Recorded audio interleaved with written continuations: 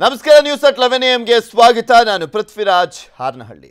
ರಾಜ್ಯ ಸರ್ಕಾರದಿಂದ ಹೊಸ ವಿವಾದ ಸೃಷ್ಟಿ ಆಯ್ತಾ ಅನ್ನುವಂತ ಒಂದು ಪ್ರಶ್ನೆ ಇದೆ. ಜ್ಞಾನ ದೇಗುಲವಿದು ಕೈ ಮುಗಿದು ಒಳಗೆ ಬನ್ನಿ ಎಂಬ ನಾಮಫಲಕ ಇರ್ತಾ ಇತ್ತು ಎಲ್ಲ ಶಾಲೆಗಳಲ್ಲೂ, ವಸತಿ ಶಾಲೆಗಳಲ್ಲೂ ಕೂಡ. ಆದರೆ ಈಗ ನಾಮಫಲಕವನ್ನ ಬದಲು ಮಾಡಲಾಗ್ತಾ ಇದೆ. ಜ್ಞಾನ ದೇಗುಲವಿದು ಧೈರ್ಯವಾಗಿ ಪ್ರಶ್ನಿಸಿ ಅಂತ ನಾಮಫಲಕವನ್ನ ಬದಲಾವಣೆ ಮಾಡಲಾಗಿದೆ. ಯಾವ ಕಾರಣಕ್ಕೆ ಈ ರೀತಿಯಾಗಿ ಬದಲಾವಣೆ ಮಾಡಲಾಗಿದೆ, ಏನು ರೀಸನ್ನು, ಯಾವುದಕ್ಕೂ ಉತ್ತರ ಇಲ್ಲ. ಶಾಲೆಗಳ ಪ್ರವೇಶ ದ್ವಾರದ ಬಳಿ ಹಾಕ್ತಾ ಇದ್ದಂಥ ಘೋಷವಾಕ್ಯ ರಾಜ್ಯದ ಮೊರಾರ್ಜಿ ವಸತಿ ಶಾಲೆಗಳಲ್ಲಿ ಬದಲಾವಣೆಯನ್ನ ಮಾಡಲಾಗಿದೆ. ವಿಜಯಪುರ, ಬಳ್ಳಾರಿ, ರಾಯಚೂರು ಜಿಲ್ಲೆಗಳಲ್ಲಿ ಬದಲಾವಣೆ ಮಾಡಲಾಗಿರುವಂಥದ್ದು. ರಾಯಚೂರು ಜಿಲ್ಲೆಯಲ್ಲಿ ಒಟ್ಟು 36 ವಸತಿ ಶಾಲೆಗಳಲ್ಲಿ ಘೋಷವಾಕ್ಯ ಬದಲಾವಣೆ ಮಾಡಲಾಗಿದೆ.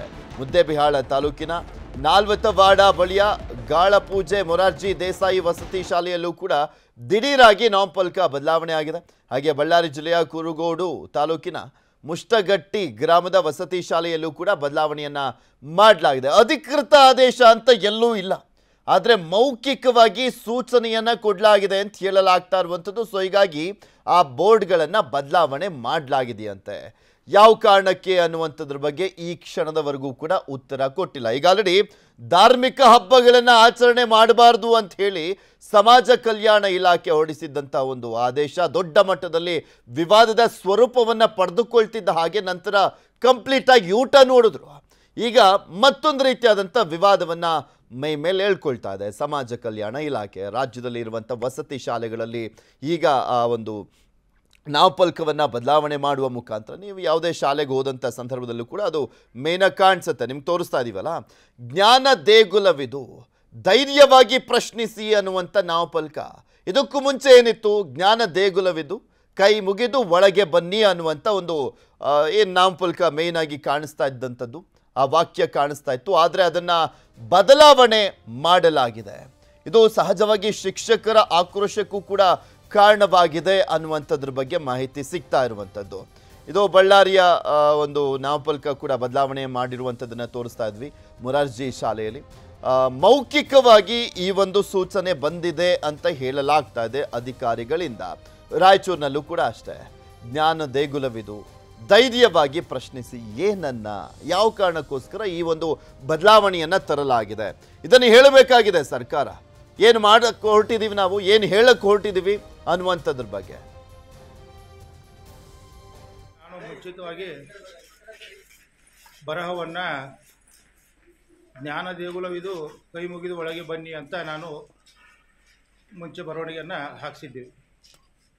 ನಂತರ ನಮ್ಮ ಟೆಲಿಗ್ರಾಮ್ ಗ್ರೂಪ್ನಲ್ಲಿ ನಮ್ಮ ಮಾನ್ಯ PS ಸಾಹೇಬರು ಮೆಸೇಜ್ ಮಾಡಿ ಅದನ್ನು ನೀವು ಬದಲಾಯಿಸಿ ಜ್ಞಾನ ದೇಗುಲವಿದು ಧೈರ್ಯವಾಗಿ ಪ್ರಶ್ನಿಸಿ ಅನ್ನುವಂತಹ ಒಂದು ಬರಹ ರೂಪದ ಒಂದು ಬೋರ್ಡನ್ನು ಅಲ್ಲಿ ಹಾಕಬೇಕು ಅನ್ನುವಂತಹ ಮೌಖಿಕ ಆದೇಶದ ಮೂಲಕ ನಾನು ಜ್ಞಾನ ದೇಗುಲವಿದು ಧೈರ್ಯವಾಗಿ ಪ್ರಶ್ನಿಸಿ ಅನ್ನುವಂತಹ ಒಂದು ಬರವಣಿಗೆಯನ್ನು ನಮ್ಮ ಶಾಲೆಯ ಅಕಾಡೆಮಿಕ್ ಬ್ಲಾಕಿನ ಮುಖ್ಯ ದ್ವಾರದ ಮೇಲೆ ಅಳವಡಿಸಿರುತ್ತೆ.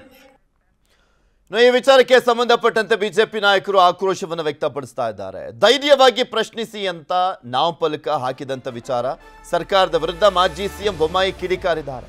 ಕುವೆಂಪು ಅವರ ವಾಕ್ಯವನ್ನ ಬದಲಿಸಿದ್ದಾರೆ ಇವರು ಅಂತ.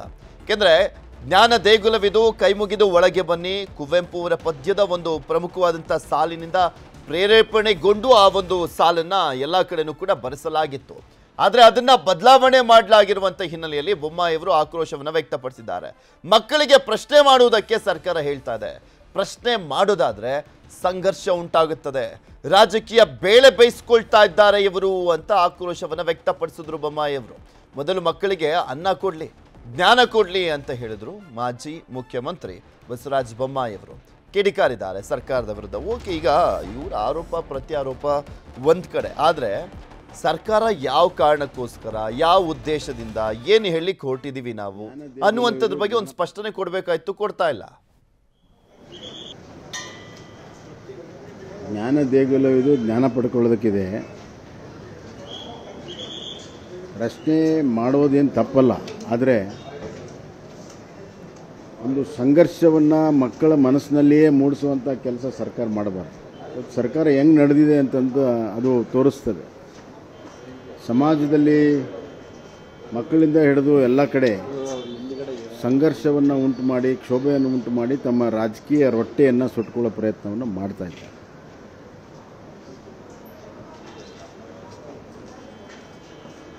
ಇದು ಇವತ್ತು ಅಲ್ಲಿ ಅಕ್ಕಿ ಸಿಗ್ತಾ ಇಲ್ಲ, ಅದಕ್ಕೆ ನಾವು ಹೇಳಿದ್ದು ಖಜಾನೆ ಖಾಲಿ ಇದೆ ಅಂತ. ನೀವು ಅಭಿವೃದ್ಧಿಗೆ ಹಣ ಬಿಡುಗಡೆ ಮಾಡಲ್ಲ, ಕುಡಿಯೋ ನೀರಿಗೆ ಹಣ ಬಿಡುಗಡೆ ಮಾಡಲ್ಲ, ಬರಗಾಲ ರೈತರಿಗೆ ಹಣ ಕೊಡೋದಿಲ್ಲ, ಖಜಾನೆ ತುಂಬಿದೆ ಅಂದರೆ ಏನು ಅರ್ಥ ಏನು? ಇವತ್ತು ಆ ಹಿಂದುಳಿದ ವರ್ಗದ ಮಕ್ಕಳ ಬಗ್ಗೆ, ಹಿಂದುಳಿದ ಬಗ್ಗೆ ಭಾಳ ಚಾಂಪಿಯನ್ ಆಗಿ ಮಾತಾಡ್ತಾರೆ ಮುಖ್ಯಮಂತ್ರಿಗಳು. ಆದರೆ ಆ ಮಕ್ಕಳಿಗೆ ಅನ್ನ ಕೊಡೋದಿಲ್ಲ. ದೊಡ್ಡ ದೊಡ್ಡ ಬೋರ್ಡ್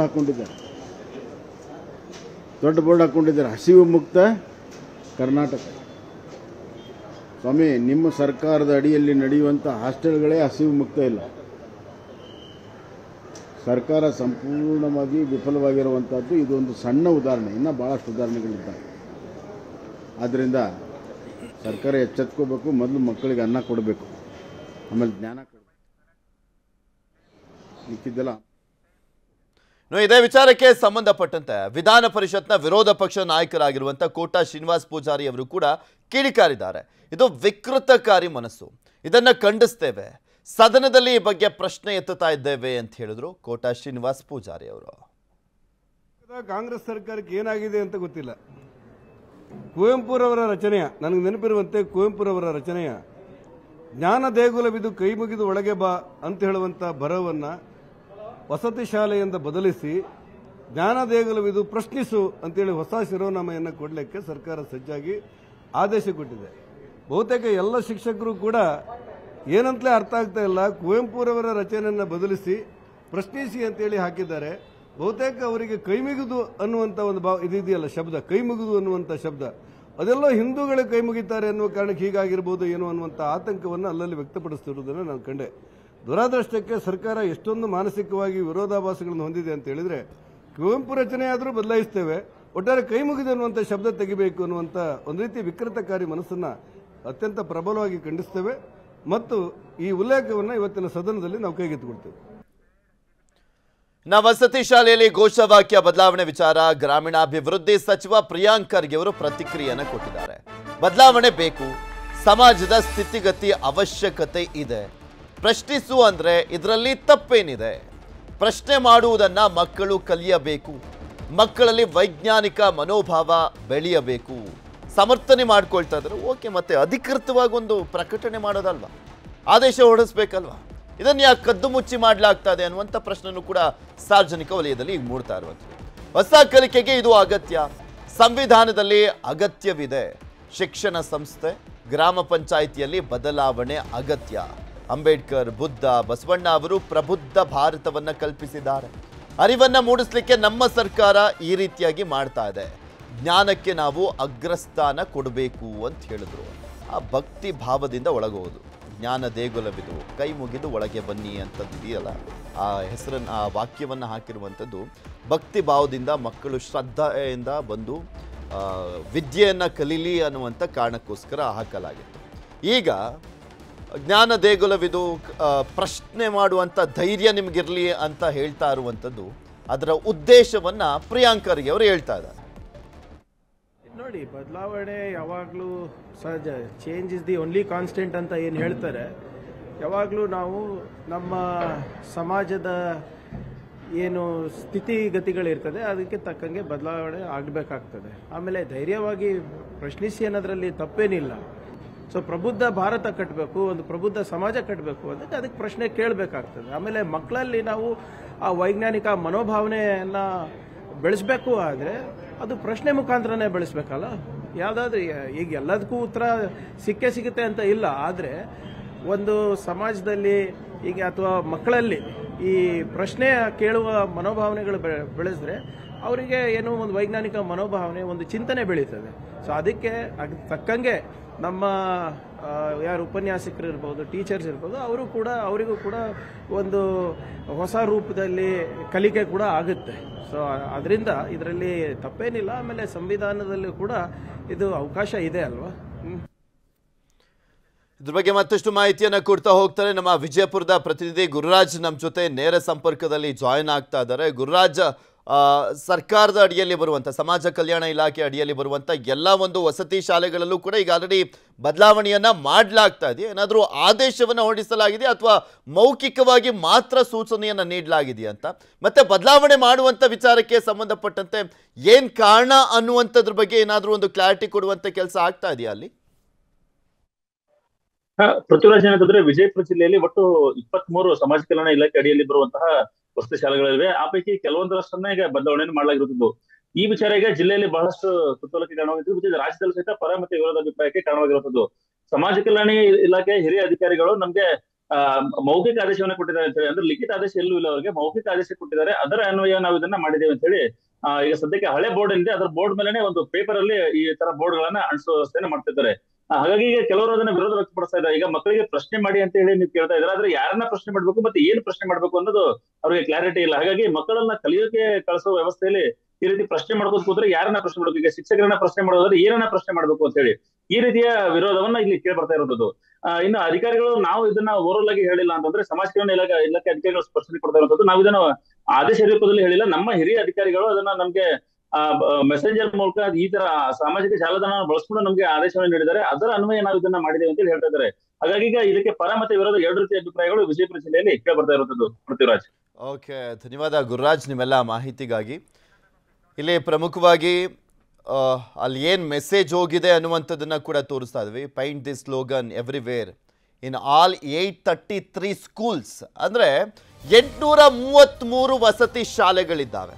ಹಿಂದುಳಿದ ವರ್ಗದ್ದಾಗಿರ್ಬೋದು, SC STದಾಗಿರ್ಬೋದು, ಅಂದರೆ ಈಗ ರಾಣಿ ಚೆನ್ನಮ್ಮ ವಸತಿ ನಿಲಯ, ಮೊರಾರ್ಜಿ ದೇಸಾಯಿ ವಸತಿ ನಿಲಯ, ಈ ರೀತಿಯ ಏಕಲವ್ಯ ವಸತಿ ನಿಲಯ, ಈ ರೀತಿಯಾಗಿದ್ದಾವಲ್ಲ. ಟೋಟಲ್ ಆಗಿ ರಾಜ್ಯದಲ್ಲಿ 31 ಜಿಲ್ಲೆಗಳಲ್ಲಿ 833 ವಸತಿ ಶಾಲೆಗಳಿದ್ದಾವೆ. ಅಲ್ಲಿ ಎಲ್ಲ ಕಡೆನೂ ಕೂಡ ಸ್ಲೋಗನನ್ನು ಚೇಂಜ್ ಮಾಡಿ ಅಂತ ಕಳಿಸಲಾಗಿರುವಂಥದ್ದು. ಪೇಂಟ್ ದಿಸ್ ಸ್ಲೋಗನ್ ಎವ್ರಿವೇರ್, ಎಲ್ಲ ಕಡೆನೂ ಕೂಡ ಈ ಸ್ಲೋಗನನ್ನು ಬರೀರಿ ಅಂತ ಕಳಿಸಲಾಗಿದೆ. ಇನ್ ಆಲ್ 833 ಸ್ಕೂಲ್ಸ್, ಅಂದರೆ ನಾನು ಹೇಳಿದ್ನಲ್ಲ, ರಾಜ್ಯದಲ್ಲಿ 833 ವಸತಿ ಶಾಲೆಗಳಿದ್ದಾವೆ ಸಮಾಜ ಕಲ್ಯಾಣ ಇಲಾಖೆಯ ಅಡಿಯಲ್ಲಿ ಬರುವಂಥವು. ಸೊ ಅಲ್ಲೆಲ್ಲ ಕಡೆನೂ ಕೂಡ ಈಗ ನಾನು ಹೇಳ್ತಾ ಇದ್ವಲ್ಲ, ಅದು ಬದಲಾವಣೆ ಅನ್ನುವಂಥ ವಿಚಾರ, ಅಂದರೆ ಜ್ಞಾನ ದೇಗುಲವಿದು ಕೈ ಮುಗಿದು ಒಳಗೆ ಬನ್ನಿ ಅನ್ನುವಂಥದ್ದನ್ನು ಜ್ಞಾನ ದೇಗುಲವಿದು ಪ್ರಶ್ನಿಸುವಂಥ ಧೈರ್ಯ ಮಾಡಿ ಅನ್ನುವಂಥದ್ದು ಏನು ಆ ಸ್ಲೋಗನನ್ನು ಮಾಡಲಾಗ್ತಾ ಇದೆಯಲ್ಲ, ಧೈರ್ಯದಿಂದ ಪ್ರಶ್ನಿಸಿ ಅಂತ, ಆ ಸ್ಲೋಗನನ್ನು ಬದಲಾವಣೆ ಮಾಡಬೇಕು ಎಲ್ಲ ಕಡೆನೂ ಅನ್ನುವಂಥ ಮೆಸೇಜ್ ಈಗ ಪಾಸ್ ಆಗ್ತಾ ಇದೆ. ಅದು ಅಧಿಕೃತ ಆದೇಶ ಅಲ್ಲ. ವಾಟ್ಸಪ್ ಗ್ರೂಪ್ಗಳನ್ನು ಮಾಡಿಕೊಂಡು, ಅಂದರೆ ವಸತಿ ಶಾಲೆಗಳದ್ದು ಒಂದು ವಾಟ್ಸಪ್ ಗ್ರೂಪ್ಗಳಿರುತ್ತಲ್ಲ, ಆ ವಸತಿ ಶಾಲೆ ವಾಟ್ಸಪ್ ಗ್ರೂಪ್ಗಳಲ್ಲಿ ಈ ರೀತಿಯಾಗಿ ಅಂದರೆ ಚೇಂಜ್ ಮಾಡುವಂಥ ನಿಟ್ಟಿನಲ್ಲಿ ಸೂಚನೆಗಳನ್ನು ಕೊಡಲಾಗ್ತಾ ಇದೆ. ಕನ್ನಡಿಗರ ಮೆಚ್ಚಿನ ನಿಮ್ಮ ನ್ಯೂಸ್ 18 ಕನ್ನಡ ಈಗ ವಾಟ್ಸ್ಆಪ್ನಲ್ಲಿಯೂ ಲಭ್ಯ.